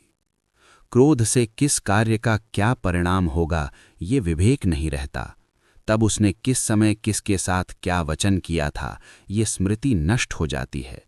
फिर स्मृति नाश के साथ संपूर्ण सदुपदेश लुप्त हो जाते हैं और मनुष्य बुद्धिहीन हो जाता है। फिर मनुष्य तो मन की, बुद्धि की औलाद है। बुद्धि नष्ट हुई तो मनुष्य नष्ट हो गया। रागद्वेष वियुक्तैस्तु विषयानिन्द्रियैश्चरन् आत्मवश्यैर्विधेयात्मा प्रसादम् अधिगच्छति। विधेयात्मा आत्मवश्यैः रागद्वेष वियुक्तैस्तु इंद्रियैः विषयान् चरन् प्रसादम् अधिगच्छति। संयत आत्मा वाला मनुष्य अपने वश में की हुई और राग तथा द्वेष से रहित इंद्रियों के द्वारा विषयों का सेवन करता हुआ प्रसाद, चित्त की प्रसन्नता को प्राप्त होता है। इंद्रियों का विषयों से संबंध होना मात्र कोई दोष नहीं, उल्टे समस्त ज्ञान की वृद्धि इंद्रियों द्वारा पदार्थों के गुणों का प्रत्यक्ष होने पर ही होती है। किंतु उस प्रत्यक्ष में राग द्वेष का लेप चढ़ जाने से धुंधलापन आ जाता है। जिस प्रकार कोई मूर्ख आग जलाने के लिए सामने पड़े बहुमूल्य ग्रंथों को ईंधन समझकर जला दे, तो ईंधनत्व का मैल चढ़ जाने से उसको ये भान भी नहीं हुआ कि किसी दूसरे से ही पूछ ले कि कागज काम के हैं या रद्दी। इसी प्रकार दृष्टि राग द्वेष से गंदली हो जाने से मनुष्य अति तुच्छ लाभ के लिए मूल्यवान से मूल्यवान मनुष्य की हत्या कर बैठते हैं, और स्वजन मोह से गंदले नेत्र हो जाने से अर्जुन सरीखे क्षत्रिय को उद्योग के दोष भूल जाते हैं। किंतु राग द्वेष वियुक्त इंद्रियों से विषयों में विचरता हुआ मनुष्य प्रसाद को प्राप्त होता है। उसे हर पदार्थ का ठीक मूल्य दिखने लगता है, क्योंकि इंद्रियों के आत्मा के वश में आ जाने से धुंधलापन दूर हो जाता है। प्रसादे सर्व दुखानाम हानिरस्योपजायते, प्रसन्न चेतसो ह्याशु बुद्धिर पर्यवस्थिते। इस प्रकार चेतना में धुंधलापन दूर होकर प्रसाद आ जाने पर उस मनुष्य की सब दुखों की हानि हो जाती है, और प्रसन्न चेतना वाले मनुष्य की बुद्धि शीघ्र उचित स्थान में टिक जाती है। नास्ति बुद्धिरयुक्तस्य न चायुक्तस्य भावना, न चाभावयतः शांतिः अशांतस्य कुतः सुखम। अयुक्त की बुद्धि नहीं होती और न अयुक्त की भावना होती है। भावनाहीन मनुष्य को शांति नहीं मिलती और अशांत मनुष्य को सुख कैसा। अभावतः च शांतिहीना अशांतस्य सुखम कुतः। जिसका चित्त सरहित नहीं, उसे अनासक्त बुद्धि प्राप्त नहीं होती और न ही पदार्थों को तथा परिस्थितियों को मेरे ठीक संकल्प के अनुकूल होना पड़ेगा, ऐसी दृढ़ भावना शक्ति उसमें रह जाती है। और जो पदार्थों को अपने अनुकूल होने के लिए बाधित नहीं करता, किंतु जैसा परिस्थिति कहे वैसा होता जाता है, उस हवा के झोंकों के साथ चलने वाले को शांति लाभ नहीं होता, और जिसे शांति लाभ नहीं होता उसे सुख कहाँ। वह पवन को अपने पीछे नहीं चला रहा, इसलिए इंद्रियाणाम हि चरताम यत मनो अनुविधीयते तदस्य प्रज्ञाम वायु अंभसी नाव में वहरति। समुद्र अथवा नदी में जब नाव चलती है, तब नाविक यह देखता है कि कब पाल लगाना, कब उतारना, कब डांड चलाना आदि। किंतु जो मन विषयों में विचरती हुई इंद्रियों के पीछे कर दिया जाता है, वह उसकी बुद्धि को ऐसे चक्कर देता है जैसे नाविक विहीन नाव को वायु चाहे जहां ले जाता है। तस्माद् यस्य महाबाहो निगृहीतानि सर्वशः इंद्रियाणि इंद्रियार्थेभ्यः तस्य प्रज्ञा प्रतिष्ठिता। हे महाबाहो, इसलिए जिसकी इंद्रियां इंद्रियों के अभिलषित विषयों से हटाकर अपने वश में कर ली गई हैं, उसी की प्रज्ञा प्रतिष्ठित है, वही स्थित प्रज्ञ है। या निशा सर्वभूतानां तस्याम जागृति संयमी यस्याम जागृति भूतानि सा निशा पश्यतो मुनेः। जो सब प्राणियों के लिए रात्रि है, उसमें संयमी पुरुष जागता है, रहता है, और जिस समय सब प्राणी जागरूक रहते हैं, वह अवस्था तत्वदृष्टा मनुष्य के लिए रात्रि के समान है। संसार में दो प्रकार के मनुष्य हैं, एक कर्तव्यपरायण, दूसरे क्षणिक सुखपरायण। जो संसार के प्राणी मात्र कर्तव्य का नाम आते ही ऊँघने लगते हैं और विषय सुखों की बात सुनते ही जागरूक हो जाते हैं, सो यह कर्तव्य की दुनिया संसारी लोगों की निद्रादायिनी रात्रि है। कोई कोई संयमी ही इसमें जागता है, किंतु उस तत्वदर्शी मुनि के लिए यह क्षणभंगुर विषयों की दुनिया, जिसमें प्राणी मात्र जागरूक रहते हैं, रात्रि है। बालक को देखिए, पिताजी मेले से खिलौना लाए, वह दूर से ही देखकर नाचने लगता है और उसकी धूम से मोहल्ला भर जान जाता है कि उसका मनचाहा खिलौना आ गया। परंतु बड़ी आयु के लोग शोर नहीं मचाते कि लड्डू आ गया। परंतु वस्तुतः देखा जाए तो इन क्षणभंगुर खिलौनों के पीछे संसार पागल है। इन छोटी छोटी नदियों को देखिए, थोड़ा सा पानी बरसा कि इनकी लहरें पर्वत के समान हो उठती हैं, परंतु ये सहस्रों नदियां रात दिन समुद्र में गिरती हैं, परंतु वहां कोई उथल पुथल नहीं मचती, चुपचाप समुद्र में लीन होती जाती हैं। बस यही अवस्था स्थित प्रज्ञ की है। आपूर्यमाणम अचल प्रतिष्ठम समुद्रम यद्वत् आपः प्रविशन्ति तद्वत् यम सर्वे कामाः प्रविशन्ति सह शांतिमापनोति काम कामिना। जो नाना नदी नद मेघ वृष्टि आदि से प्रतिदिन भरा जा रहा है, फिर भी जिसकी प्रतिष्ठा अचल है, उस समुद्र में जिस प्रकार सारे जल प्रवाह चुपचाप प्रवेश कर जाते हैं, उसी प्रकार जिन पदार्थों की कामना के वशीभूत संसार उथल कूद मचा रहा है, वे जिसके आधिपत्य में चुपचाप प्रवेश कर जाते हैं, वह मनुष्य शांति पाता है, पदार्थों की कामना में हाथ पांव करने वाला नहीं। यही शांति स्थित प्रज्ञ की सबसे बड़ी पहचान है। विचार, ये मनुष्यों को बेचैन करने वाली कामनाएं मुख्यतया तीन प्रकार की हैं। एक इंद्रिय भोग सुखजन्य, एक ममताजन्य और एक अहंकारजन्य। इंद्रिय सुखजन्य जैसे विविध आहार तथा सुंदर रूप, ममताजन्य जैसे किसी के प्रेम पात्र का पुराना कपड़ा आदि, और अहंकारजन्य जैसे राय बहादुर या नगर पालिका का सदस्य आदि बनने की इच्छा। विहाय कामान्य सर्वान् पुमांश्चरति निस्पृह निर्ममो निरंकारः स शांतिम अधिगच्छति। यह पुमान् सर्वान् कामान् विहाय निस्पृह निर्ममः निरंकारः चरति सह शांतिम अधिगच्छति। जो मनुष्य इन सब कामनाओं को छोड़कर स्पृह रहित, ममता रहित तथा अहंकार रहित होकर विचरता है, वही शांति पाता है। हे अर्जुन, सच्चा सुख पाने के लिए शूद्र, वैश्य, क्षत्रिय सबको किसी न किसी अंश तक ब्राह्मण बनना पड़ता है। एषा ब्राह्मी स्फिति ही पार्थ नैनाम प्राप्य विमोह्यति स्थित्वा स्याम अंतकालेपि ब्रह्म निर्वाणम मृच्छति। हे पार्थ, एषा ब्राह्मी स्थिति ही एनाम प्राप्य न विमोह्यति अंतकालेपि अस्याम स्थित्वा ब्रह्म निर्वाणम मृच्छति। हे अर्जुन, गतिहीनता दो प्रकार की है। एक तमोगुणजन्य, जो शमशान भूमि में मिलती है, परंतु निर्वाण अर्थात गति शून्यता तो वो है कि जहां मनुष्य अपनी सब भावनाओं और कामनाओं को प्रभु के पर ब्रह्म अर्पण करके खूब निष्क्रिय होता है, किंतु समुद्र में प्रविष्ट नदी के समान उसकी उथल पुथल कहीं पृथक नहीं देखती। इस अवस्था का नाम ब्रह्म निर्वाण है। ब्राह्मणों के मन की यह साधारण अवस्था है, इसीलिए कहा, हे पार्थ, इस स्थिति का नाम ब्राह्मी स्थिति है। इसको पहुंचकर मनुष्य फिर धोखा नहीं खाता, और यदि किसी मनुष्य की स्थित प्रज्ञता इतनी बढ़ जाए कि वो मरण काल में भी इसी अवस्था में रह सके, तो उसे चाहे वो क्षत्रिय, वैश्य, शूद्र कोई भी हो, ब्रह्म निर्वाण प्राप्त होता है। इति द्वितीयो अध्यायः। चलिए अब इनकी सीख के बारे में जानेंगे। 1. कर्तव्य से भागना धर्म नहीं है। अर्जुन मोह और करुणा के कारण युद्ध से पीछे हटना चाहता है, लेकिन श्री कृष्ण समझाते हैं कि अपने कर्तव्य से भागना कायरता है। 2. भावुकता नहीं, विवेक से निर्णय लो।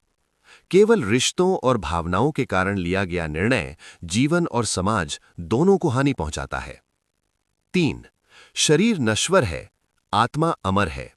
जो मरता है वो शरीर है, आत्मा कभी नष्ट नहीं होती, इसलिए मृत्यु का भय अज्ञान है।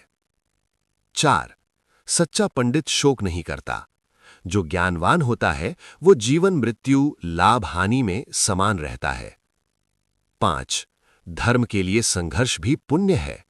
धर्म की रक्षा के लिए किया गया युद्ध पाप नहीं बल्कि कर्तव्य है। 6.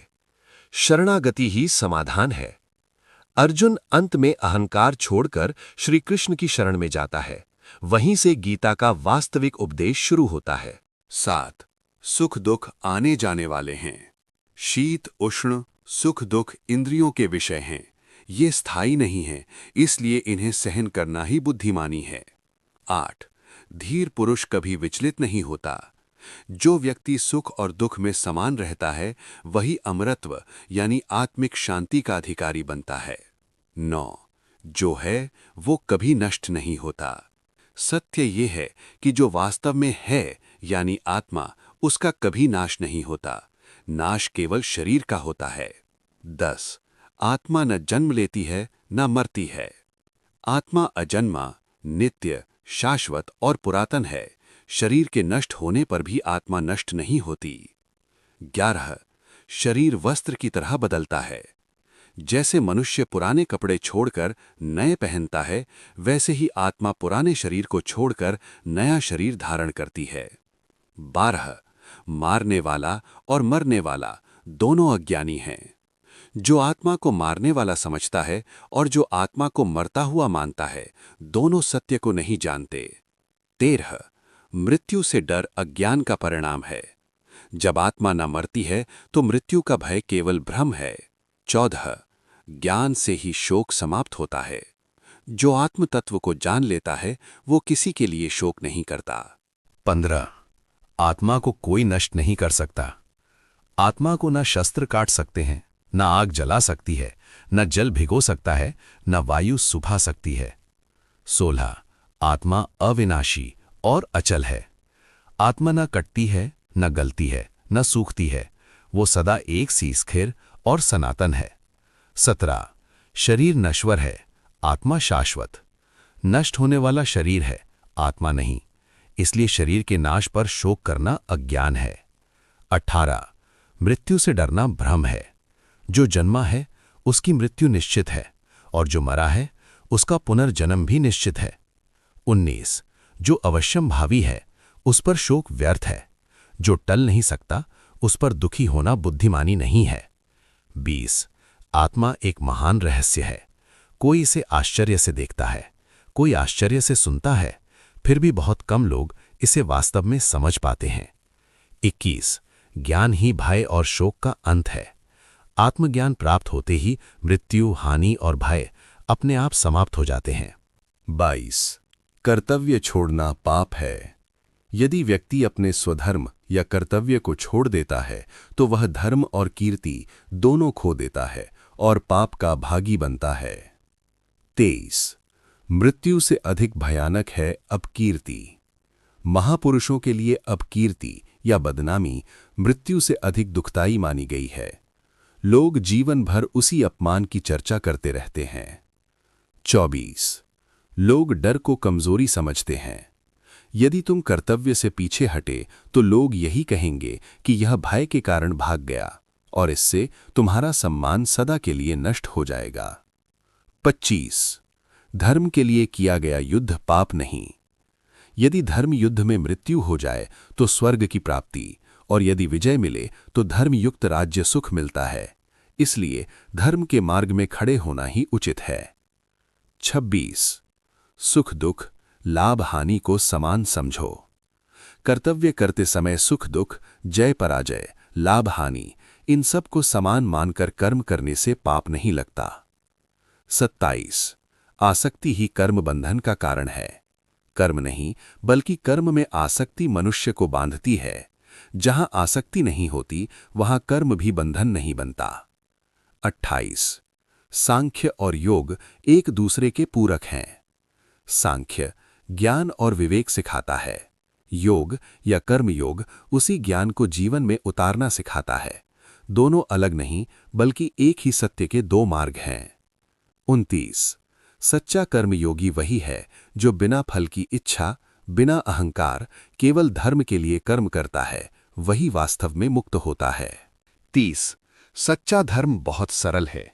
गीता कहती है, सत्य और सदाचार का मार्ग सीधा और सरल है, उसे जटिल कर्मकांड और दिखावे से ढक दिया गया है। 31 केवल मंत्र पाठ से कल्याण नहीं होता। सिर्फ मंत्र बोलना, यज्ञ की विधि करना, कर्मकांड निभाना यदि आचरण सही नहीं है तो वो धर्म नहीं बनता।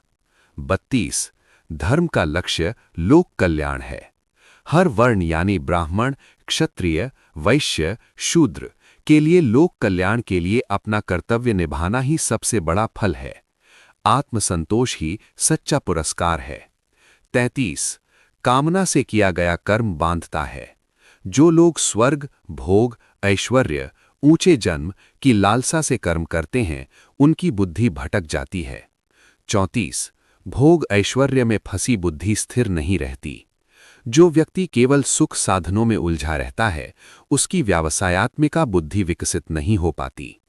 35 निष्काम कर्म ही सच्चा कर्म योग है।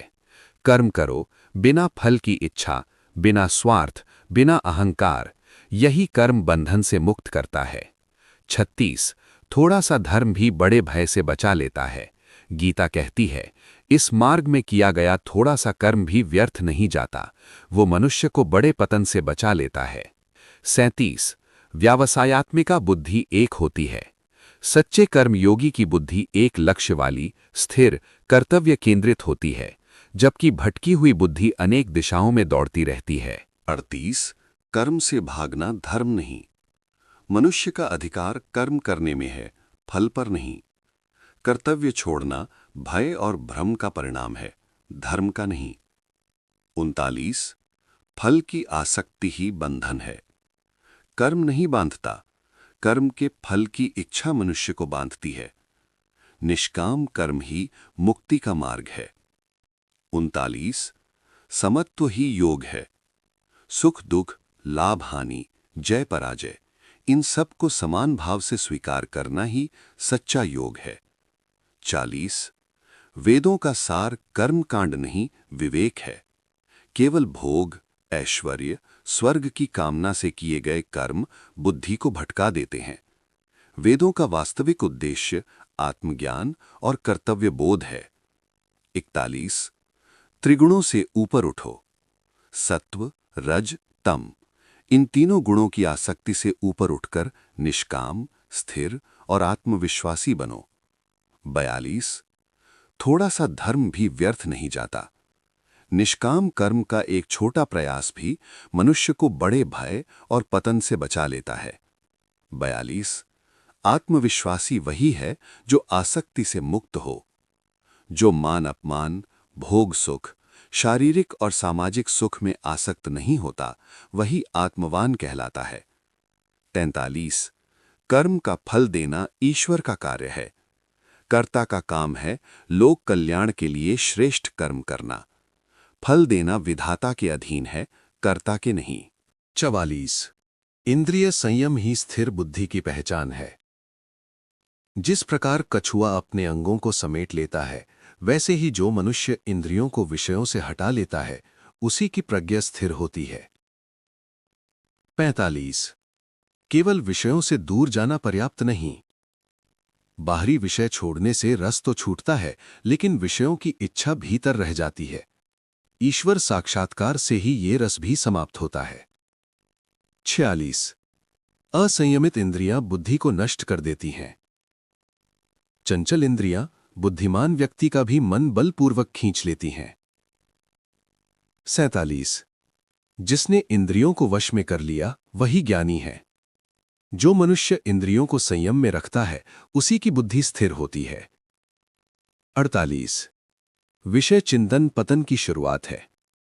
विषयों का ध्यान, आसक्ति, आसक्ति कामना, कामना में बाधा क्रोध। क्रोध से विवेक नष्ट होता है। क्रोध से मोह, स्मृतिभ्रंश, बुद्धिनाश होता है, और बुद्धि नष्ट होते ही मनुष्य का पतन हो जाता है। 50 शांति से ही सच्चा सुख मिलता है। जो इंद्रियों को संयमित कर आसक्ति और द्वेष से मुक्त होकर चलता है, वही शांति और प्रसन्नता प्राप्त करता है। 51 राग द्वेष से मुक्त व्यक्ति ही शांति पाता है। जो मनुष्य राग, अत्यधिक लगाव, द्वेष, घृणा से मुक्त होकर इंद्रियों द्वारा विषयों का सेवन करता है, वही प्रसन्नता और शांति को प्राप्त करता है। 52 प्रसन्नता से सभी दुख नष्ट हो जाते हैं। जब मन शांत होता है तो जीवन के दुख स्वयं ही समाप्त होने लगते हैं और बुद्धि शीघ्र स्थिर हो जाती है। 53 असंयमित व्यक्ति को न बुद्धि मिलती है न शांति।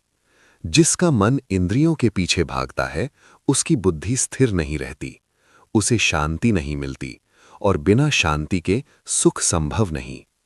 54 इंद्रियां मन को बहा ले जाती हैं। जैसे तेज हवा नाव को भटका देती है, वैसे ही विषयों में भटकती इंद्रियां मनुष्य की बुद्धि को नष्ट कर देती हैं। 55 इंद्रिय निग्रह से ही स्थिर बुद्धि आती है। जिसने इंद्रियों को उनके विषयों से हटा लिया, उसी की प्रज्ञा स्थिर होती है। 56 जो सबके लिए रात है, उसमें ज्ञानी जागता है। सांसारिक सुखों में डूबा संसार जिसे जागना समझता है, वो वास्तव में अज्ञान की नींद है। उसमें संयमी और ज्ञानी पुरुष जागता है। 57 इच्छाएं शांति को नष्ट करती हैं। कामनाएं मनुष्य को बेचैन करती हैं। जो इच्छाओं से रहित होकर जीता है, वही वास्तविक शांति पाता है। 58 समुद्र की तरह स्थिर बनो। जैसे अनेक नदियां समुद्र में प्रवेश करती हैं, फिर भी समुद्र विचलित नहीं होता, वैसे ही जिस मनुष्य में सब कामनाएं प्रवेश कर जाती हैं, फिर भी वो विचलित नहीं होता, वही शांत पुरुष है।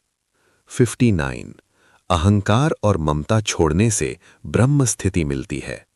जो मैं, मेरा का भाव छोड़ देता है, वो ब्रह्म स्थिति को प्राप्त करता है। श्रीमद् भागवत गीता के पाठ 6 के लिए चैनल को सब्सक्राइब और वीडियो को लाइक करें। जय श्री कृष्ण।